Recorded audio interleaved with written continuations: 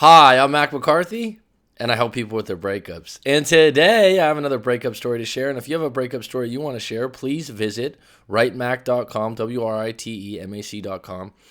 Send your story in, and I could give you my take in a YouTube video just like this. If you'd like a private response that's not public, that's available also at a paid fee. And if you'd like to do a live coaching session on Skype or FaceTime, unpack everything in an hour, 2 hours, really get to the bottom of things, build some momentum moving forward, I highly recommend that. If you like this video, like it. If you don't like it, don't like it. That's just fine. If you want to comment and help this individual, please put it down below. If you want to subscribe, hit the red button.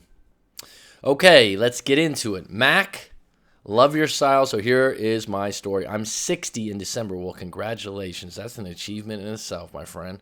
We met 9 years ago. She was 4 hours away. It was great that she was 4 hours away. She moved to within 2 hours. Still good. My father dies. Sorry to hear that. My apologies, or my condolences. I moved to her and move in with her. We lived together for a year or so, but work forces me to move away again. All is good, though. So was it great? Was it rose petals and wine glasses living together, or was it far different? Because, having that space, some people prefer it, actually. And then when they live together, things get real and you really get to know each other and you don't like it. I realize I love her and we are engaged. Despite owning a home 2 hours away from her, I take a job in her town again to be closer to her. She buys a new house 2 doors down from her mom, who she cares for. Mom is 92. Wow, 92. Well, that's outstanding that she's able to take care of her mom still. I choose to get an apartment 1 mile away. When I move to town, rather than move in on her and her new house, which is filled up with all her shit. So right there, the way you wrote that says that you don't like the way she has her trinkets, possibly pack rat.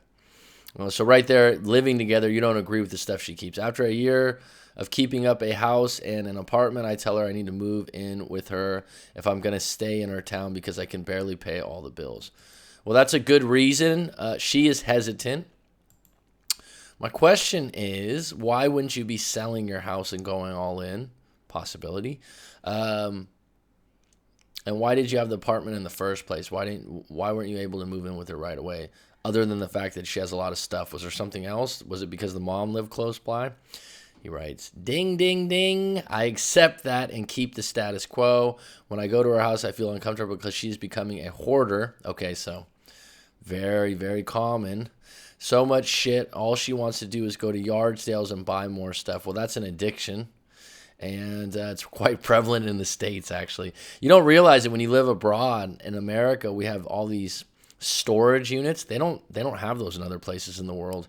I take a better job back where my house is 2 hours away. She's okay with it. We talk daily, see each other on weekends, and I think all is good. Dun, dun, dun, dun, dun. In my mind, I'm just waiting on her mother to pass away. Then we can figure out what we are going to do then.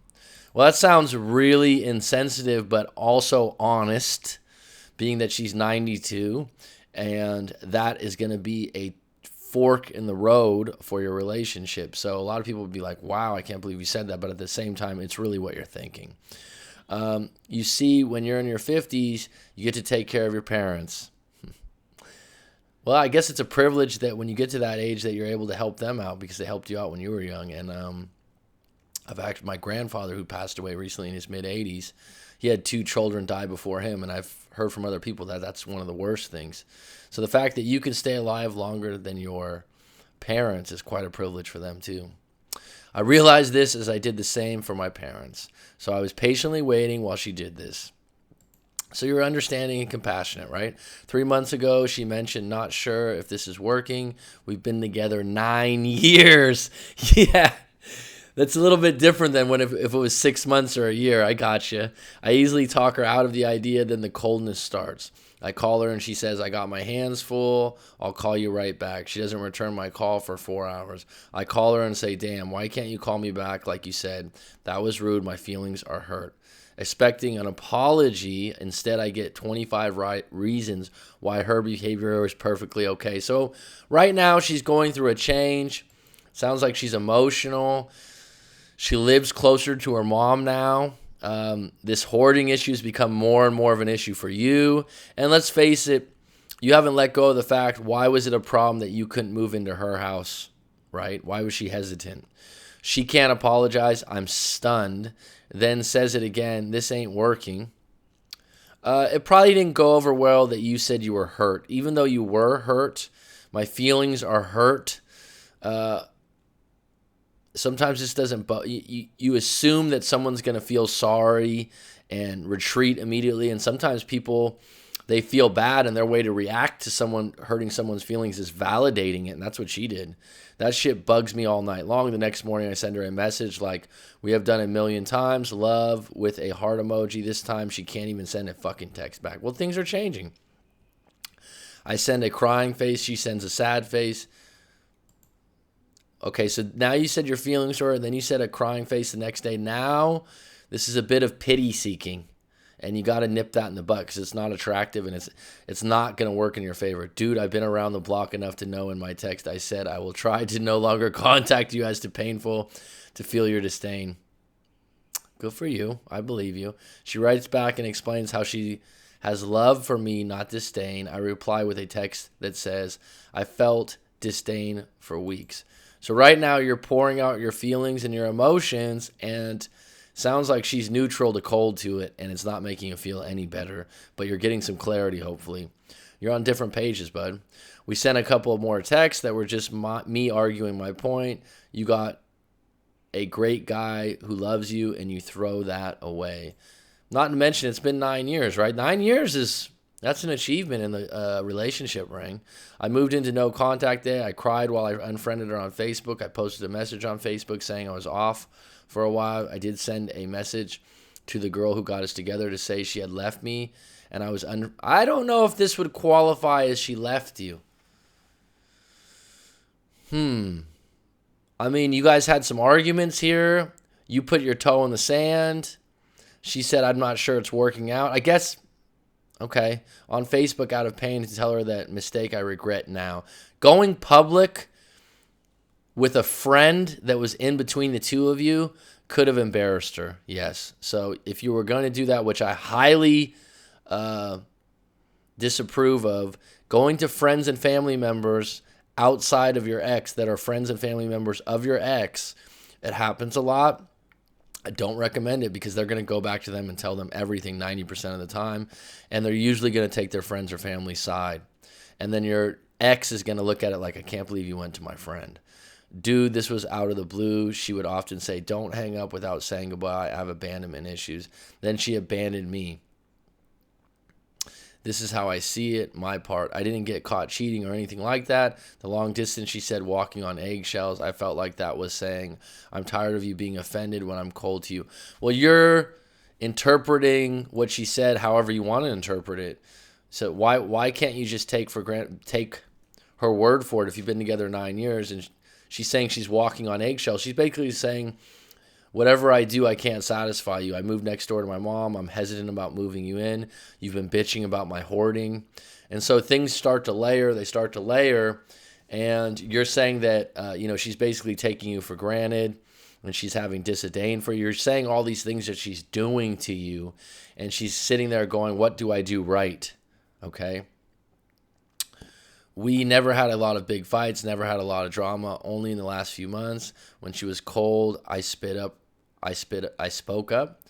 Her father left her mother for a gay lifestyle in the 50s. Interesting. Her mother abandoned her to chase a man when she was 18. My issues are... Okay, so you got a little bit of background on her, but the fact that you guys have been together 9 years, you know this woman very, very well. And what's happened here and what's transpired here is you've come to a place in the road where you guys have to make some decisions.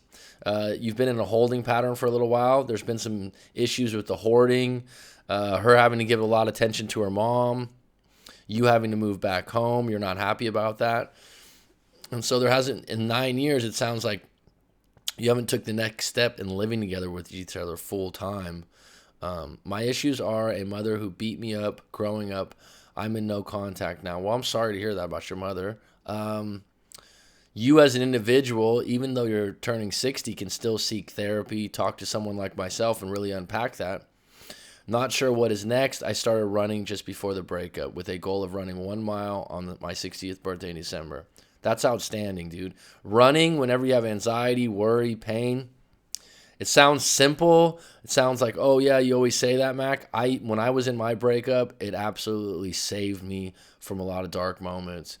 And you can run, you can jog, throw some music in, and I'll tell you why. Because when you go out for a run or a jog, you're in the present moment because you have to be, or else you'll get hit by a car or something will jump out of a bush, right?